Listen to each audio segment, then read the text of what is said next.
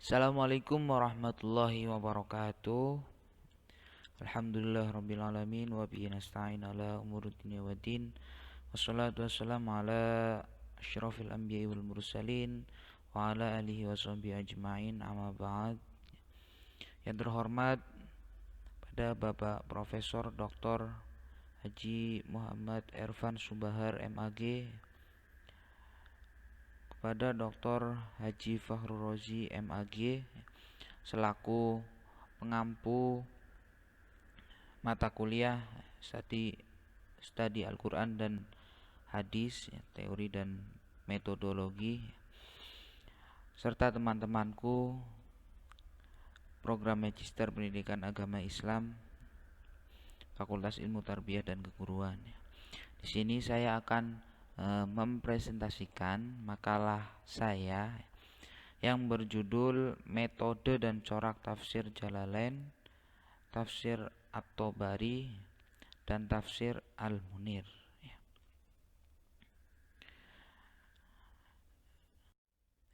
Di sini saya mengambil tiga rumusan masalah. Yang pertama, bagaimana metode dan corak tafsir Jalalain. Yang kedua, bagaimana metode dan corak tafsir At-Tabari. Yang ketiga, bagaimana metode dan corak tafsir Al-Munir. Kita langsung saja ke pembahasan yang pertama atau rumusan masalah yang pertama, yaitu bagaimana metode dan corak tafsir Jalalain. Sebelum kita mengetahui metode dan corak tafsir Jalalain, kita lebih dahulu memperkenalkan siapa sih pengarang dari tafsir Jalalain ini. Sudah kita ketahui bersama bahwasanya tafsir Jalalain ini banyak dikaji untuk kalangan khususnya santri ya. Santri pasti rata-rata itu sudah mengkaji kitab tafsir Jalalain. Pengarang dari kitab tafsir Jalalain itu ada dua orang ya. Yang pertama yaitu Jalaluddin Al-Mahalli, dan yang kedua yaitu Jalaluddin As-Suyuti. Nama lengkap dari Jalaluddin Al-Mahalli adalah Muhammad bin Ahmad bin Muhammad bin Ibrahim bin Ahmad Al-Imam Al-Alamah Ahmad Jalaluddin Al-Mahalli. Beliau lahir pada tahun 791 Hijriah atau 1389 Masehi di Kairo, Mesir.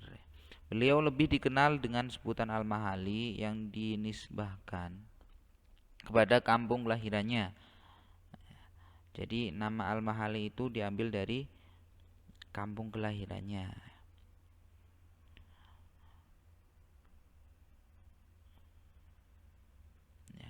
Dan beliau wafat pada tahun 864 Hijriah, bertepatan dengan 1455 Masehi.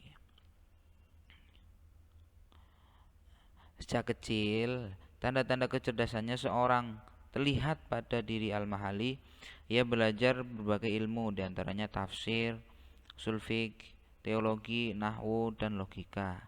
Riwayat hidup Al-Mahalli tak terdokumentasikan secara rinci. Hal ini disebabkan ia hidup dalam masa kemunduran dunia Islam.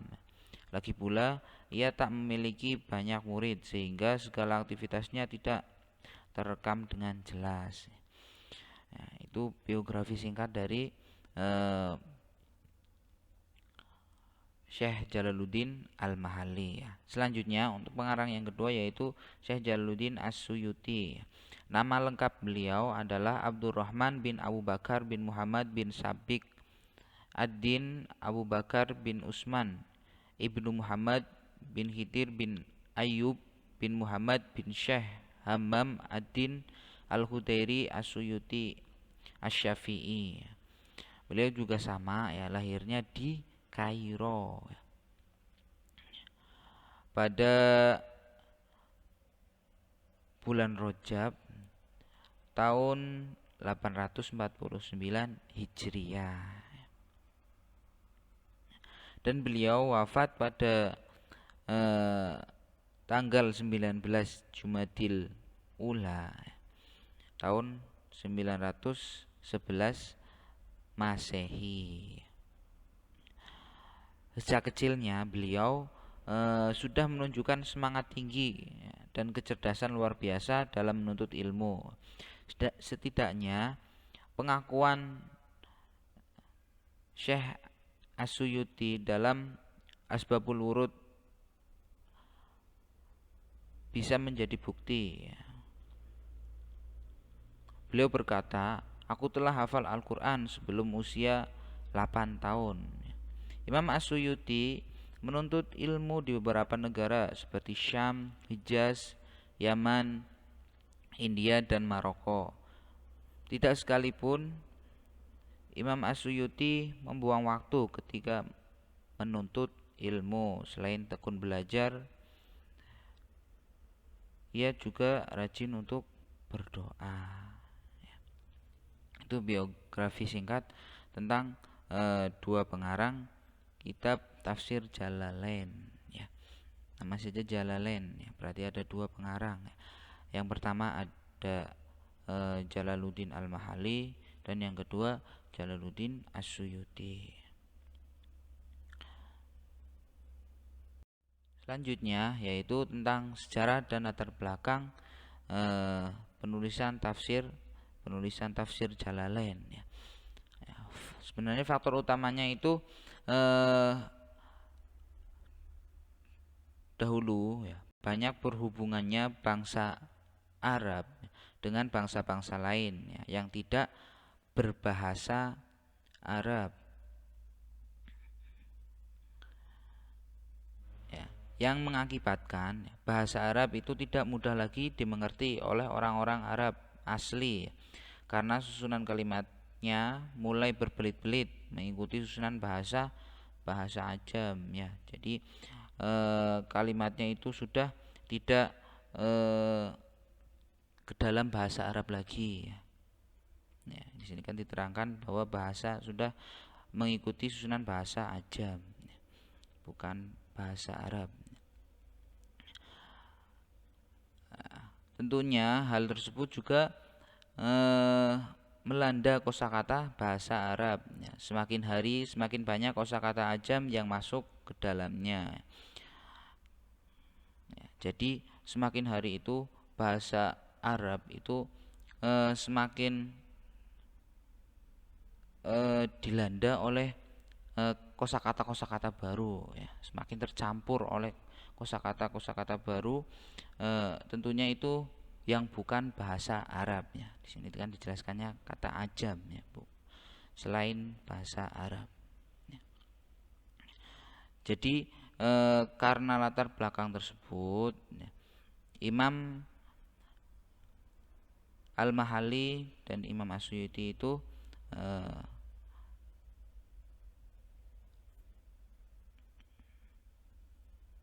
mengarang kitab tafsir Jalalain.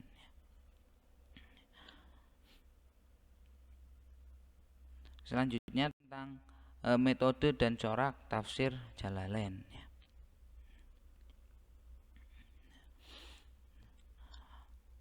Yang pertama yaitu tentang metode tafsir Jalalain. Metode tafsir Jalalain. Tafsir Jalalain ini menggunakan metode ijmali ya. Menggunakan metode ijmali. Karena tafsir Jalalain itu disusun dengan sangat ringkas dalam memberikan penjelasannya dalam tafsirnya. Di dalam tafsirnya itu tafsir Jalalain itu disusun dengan sangat ringkas ya. Seperti contoh yang terdapat dalam makalah ya, yang terdapat makalah itu Al-Baqarah ayat 4. Bismillahirrahmanirrahim. Walladzina yu'minuna bima unzila ilaika wa ma unzila min qablik wa bil akhirati hum yuqinun. Walladzina yu'minuna bima unzila ilaika ayil Al-Qur'an ay Al-Qur'an wa ma unzila min qablik ayat Taurat wal Injil wa ghairihima wabil akhirati hum yuqinun. Itu dijelaskannya ya'lamun. Untuk memperjelas pemahaman tentang model yang digunakan dalam tafsir ini, dapat kita lihat bagaimana Imam Al-Mahali dan Imam As-Suyuti dalam melakukan penafsiran Al-Quran. Terdapat beberapa model yang digunakan. Di antaranya yang pertama, pada awal surat mufasir menerangkan tentang nama surat, banyaknya ayat, beserta perbedaan pendapat tentang banyaknya jika ada. Jadi kalau ada perbedaan tentang banyaknya ayat juga dijelaskan sebelumnya. Setelah tergolong madaniyah atau makiyah surat tersebut ya. Seperti contoh ya, ini kan disebutkan yang pertama itu surat Al-Baqarah ya, karena akan bahas surat Al-Baqarah, jadi disebutkan surat Al-Baqarah ya. Terus selanjutnya ada surat itu diturunkan di mana? Madinah ya. Surat Al-Baqarah kan diturunkan di kota Madinah. Ada berapa ayatnya ya? Mi'atani wasiti au sab'i wasamanun ayah. Jadi jumlahnya itu ada 286 ya, atau 287 ayat ya. Ya, di sini kan disebutkan ya, karena ada perbedaan pendapat mengenai banyaknya ayat pada surat Al-Baqarah ya. Nah, yang kedua, mufasir menjelaskan tentang kebahasaan dan qiraat. Hal itu dapat dilihat dalam contoh sebagai berikut. Bismillahirrahmanirrahim. Qul huwallahu ahad, Allahus samad. Qul huwallahu ahad,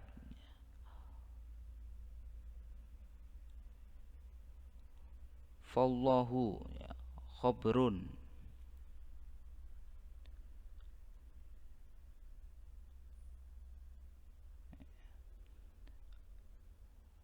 huwa wa ahadun badalu minhu au khabarun tsani. Jadi di sini tentang kebahasaannya ya.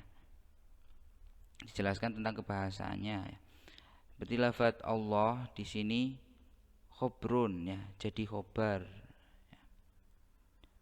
Khobar dari lafaz huwa.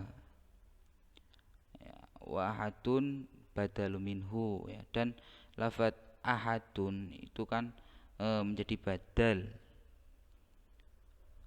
atau khobar yang kedua ya. Jadi ini dijelaskan tentang susunan kalimatnya ya. Ya, yang ketiga yaitu memberikan penjelasan maksud kalimatnya. Wa huwallahu mustahiqul lil ibadah, dan dialah Allah ya, yang berhak untuk disembah dan dipuja.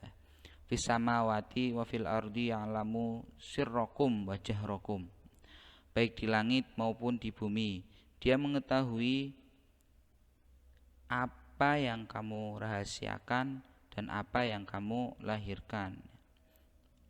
Penjelasannya, ma tusirruna wa ma tujharuna bihi bainakum, hal-hal yang kamu sembunyikan dan hal-hal yang kamu tampakkan di antara kamu sekalian. Wa ya'lamu ma taksibun, dan mengetahui pula apa yang kamu usahakan. Ta'maluna min khairi, ta'lamuna min khairin wa syirrin, itu perkara baik dan perkara buruk ya, yang kamu ketahui. Nawawi. Ini penjelasan tentang maksud ayatnya. Dan yang keempat yaitu suatu kata ditafsirkan dengan menggunakan padanan katanya. Jadi sinonimnya ya, menggunakan sinonimnya. Ya.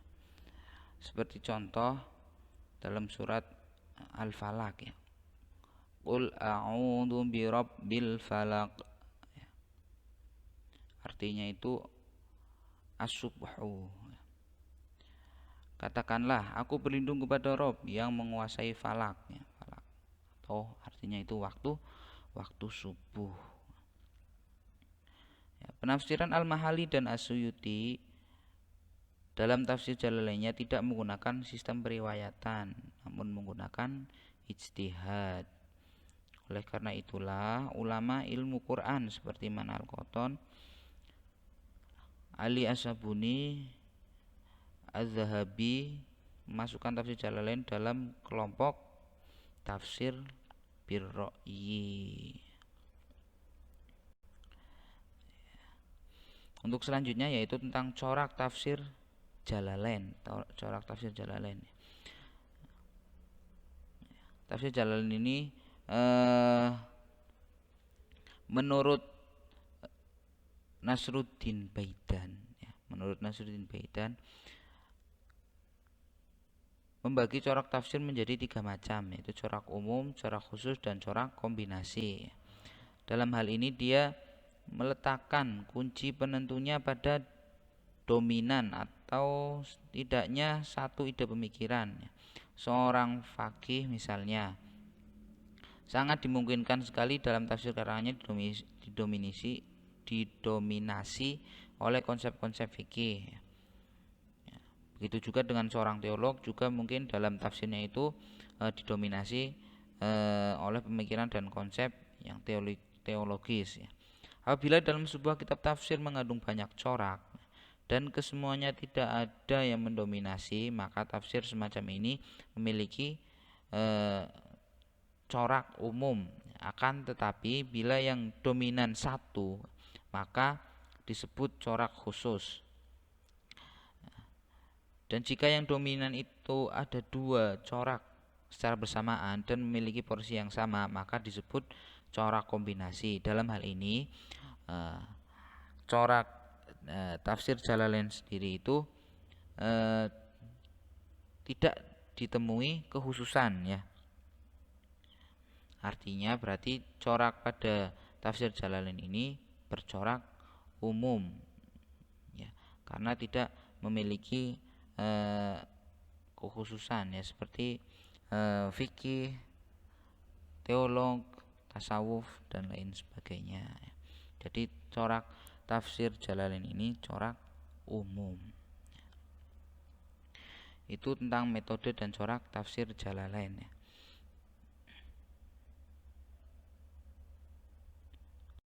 Selanjutnya yaitu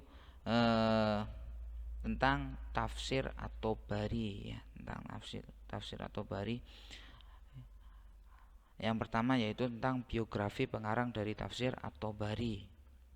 Ya, nama lengkapnya adalah Ibnu Jarir At-Tabari.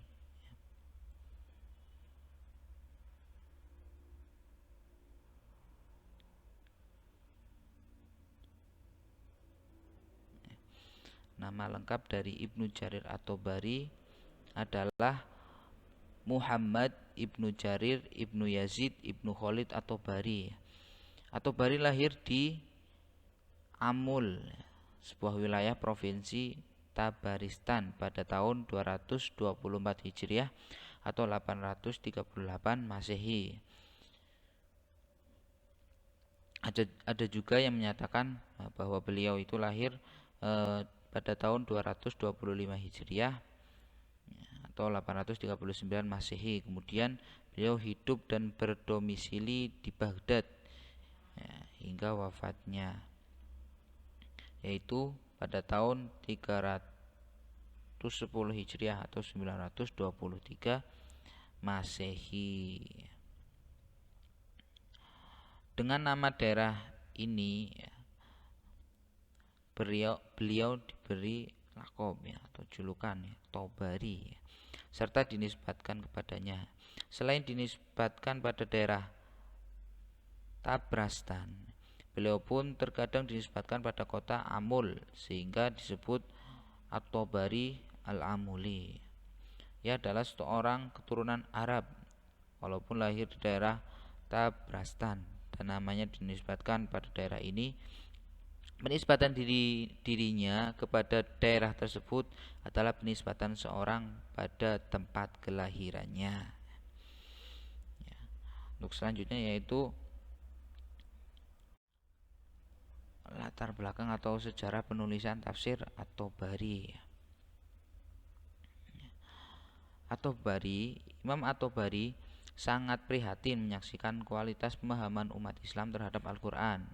Mereka sekedar bisa membaca Al-Quran tanpa sanggup menangkap makna yang sesungguhnya ya. Jadi dari latar belakang tersebut ada rasa keinginan ya, keinginan Imam At-Tobari untuk menulis tafsir, dan akhirnya beliau pun menulis tafsir At-Tobari.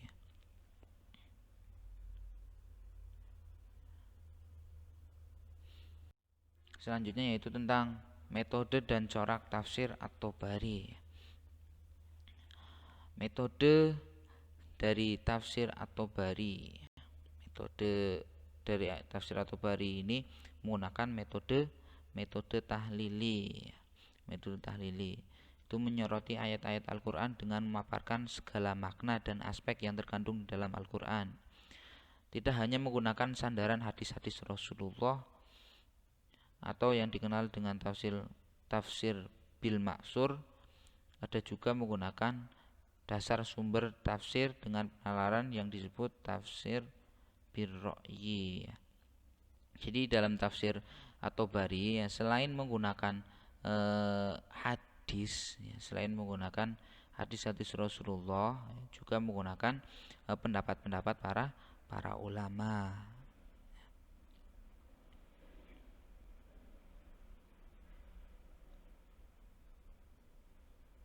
Metode tahlili ya, adalah suatu metode tafsir yang mufassirnya berusaha menjelaskan kandungan ayat-ayat Al-Quran dari berbagai segi dengan memperhatikan runtutan ayat-ayat Al-Quran sebagaimana tercantum dalam mushaf ya. Beberapa aspek yang dianggap perlu oleh mufassir tahlili diuraikan, yang tahapan kerjanya adalah sebagai berikut ya. Yang pertama, bermula dari kosakata yang terdapat pada setiap ayat yang akan ditafsirkan. Yang kedua, menjelaskan asbabun nuzul.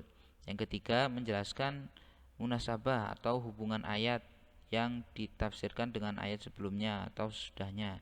Yang keempat, menjelaskan makna yang terkandung pada setiap potongan ayat dengan menggunakan keterangan yang ada pada ayat lain. Yang kelima yaitu menarik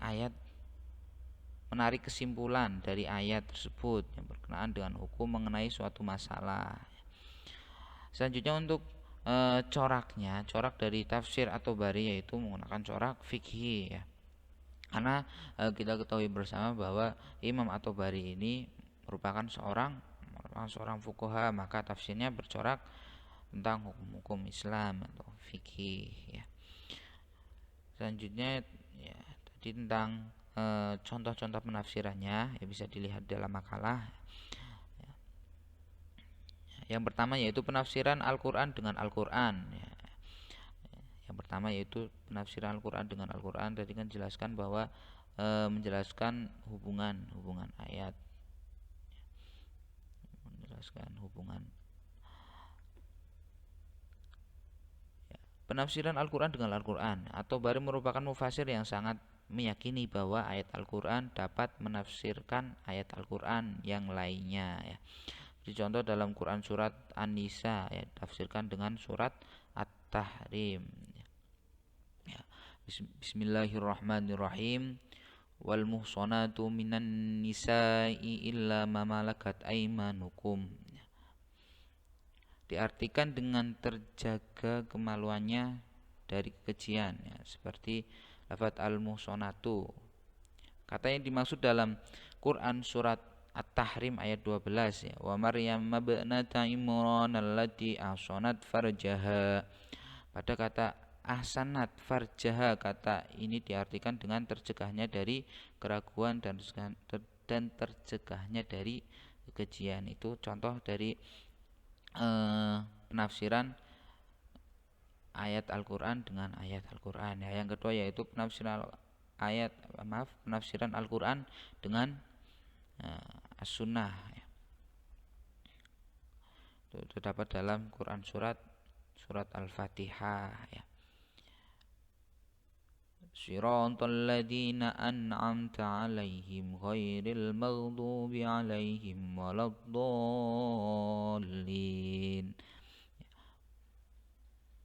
Menggunakan penjelasan dari Rasul sebagai berikut ya. Ini terdapat pada lafaz ad-dallin ya, ad-dallin atau bari dalam menafsirkan kata ya. Hadatsana Ahmad bin Al-Walid Ar-Ramli qala hadatsana Abdullah bin Ja'far qala hadatsana Sufyan bin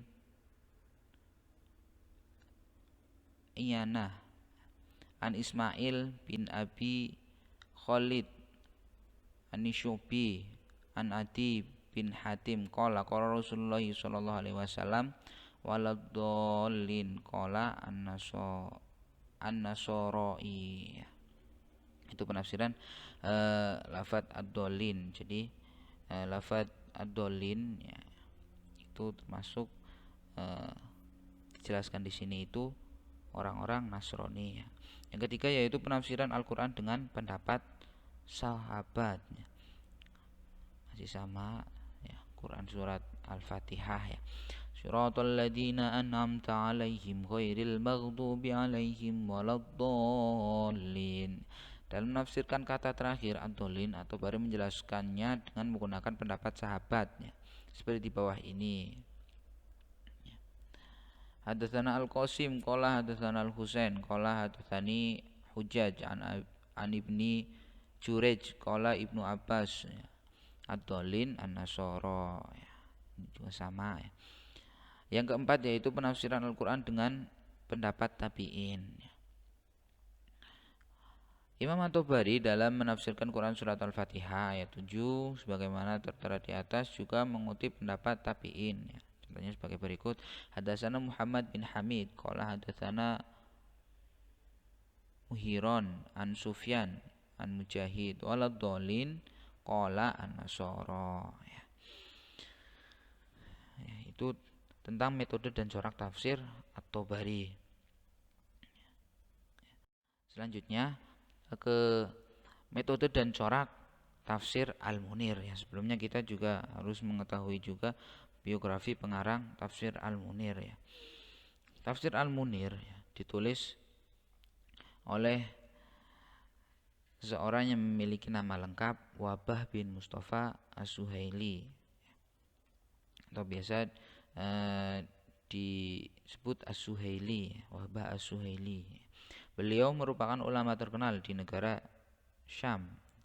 Beliau dilahirkan di desa Dir Atiyah, daerah Kolmun, Damaskus, Syria pada 6 Maret 1932 Masehi atau 1351 Hijriah.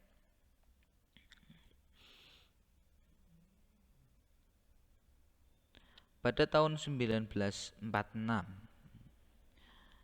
Wahbah Az-Zuhaili mendapat pendidikan dasarnya di desanya. Pada tingkat menengah ia masuk jurusan syariah di Damaskus selama 6 tahun. Kemudian tahun 1952 ia lulus dan melanjutkan ke Fakultas Syariah dan Bahasa Arab di Al-Azhar dan Fakultas Syariah di Universitas Ain Syam dalam waktu yang bersamaan.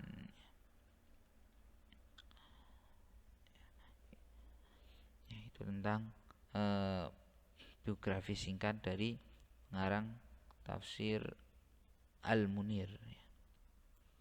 Selanjutnya yaitu tentang sejarah penulisan tafsir Al-Munir. Tafsir Al-Munir dimotivasi oleh keinginan Wahbah Az-Zuhaili untuk menyatukan orang-orang muslim dengan Al-Quran ya, karena Al-Quran merupakan undang-undang kehidupan manusia baik yang bersifat khusus ataupun umum. Wahbah Az-Zuhaili menyarankan kepada seluruh manusia untuk berpegang teguh kepada Al-Quran secara ilmiah ya, dengan latar belakang seperti ini ya. Lalu Az-Zuhaili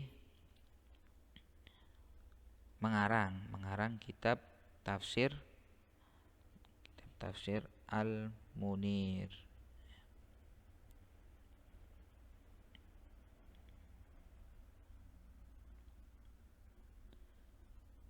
Ya.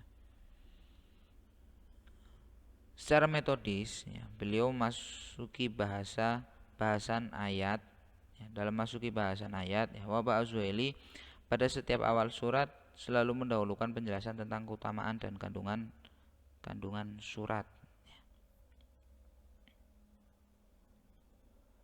Wahbah Az-Zuhaili mengomentari karya tafsirnya ini sebagai kitab tafsir yang tidak hanya berisi kutipan dan kesimpulan dari beberapa tafsir, akan tetapi tafsir Al-Munir ini merupakan sebuah tafsir yang ditulis dengan dasar selektivitas yang lebih sahih ya, bermanfaat dan mendekati ruh kandungan ayat Al-Quran baik dari tafsir klasik maupun modern. Untuk selanjutnya yaitu tentang metode dan corak tafsir Al-Munir ya. Metode tafsir Al-Munir. Metode dari tafsir Al-Munir ini yaitu menggunakan metode Qorin ya. Metode yang dipakai oleh Wahbah Az-Zuhaili dari sudut cara penjelasan tafsirnya menggunakan metode Muqarrin, yakni membandingkan beberapa pendapat atau penafsiran mufasir klasik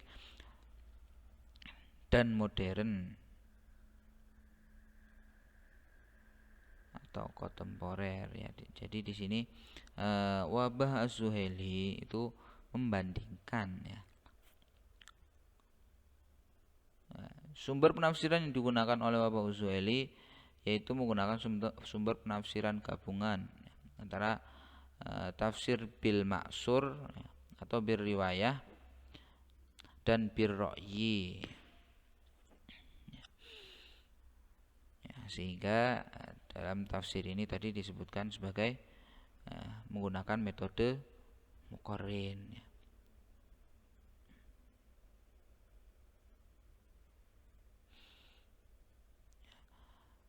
Ya.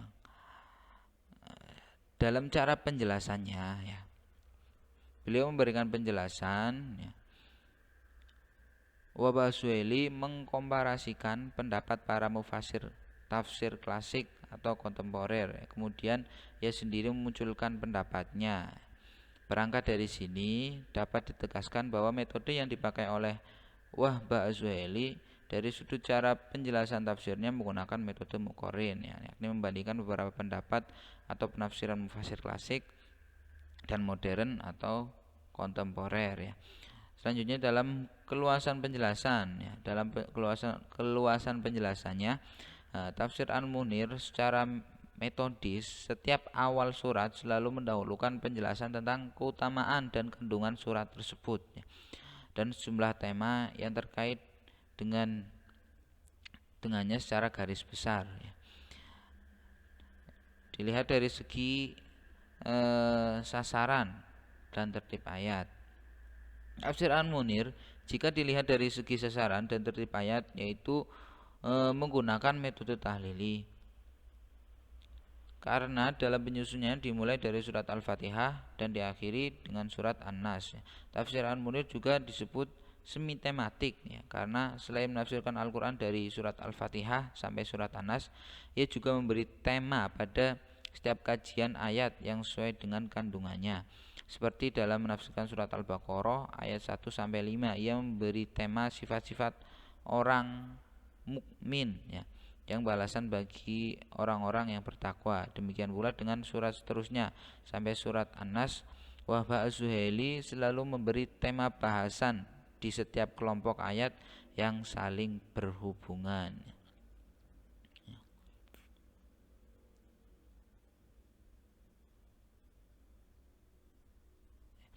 Selanjutnya dari coraknya, corak dari Tafsir Al-Munir ya.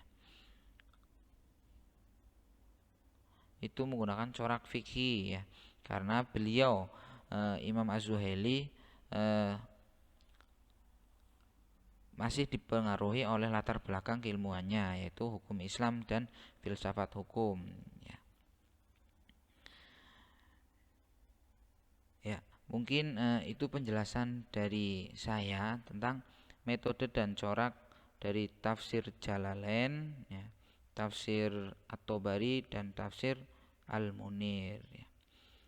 Dari saya cukup sekian ya. Apabila ada kata-kata yang kurang berkenan, saya pribadi mohon maaf yang sebesar-besarnya. Dari saya cukup sekian. Terima kasih. Assalamualaikum warahmatullahi wabarakatuh.